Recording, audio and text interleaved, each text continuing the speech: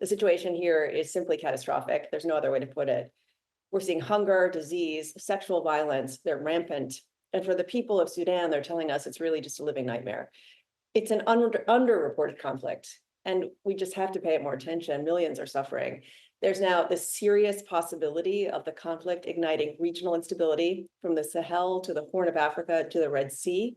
The suffering is growing by the day.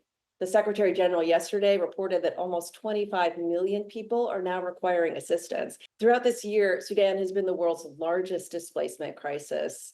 Today, unfortunately, I have news that we're going to release new figures this week showing that the displacement number has now hit 11 million. That's up 200,000 just since September. Another 3.1 million have crossed borders to flee the fighting.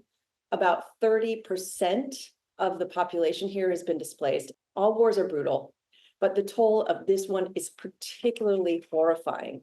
The recent killings, the appalling human rights violations in Al Jazeera State were just one more example. Just last year, since this last year, reports of rape, of torture, of ethnically motivated violence are far too common.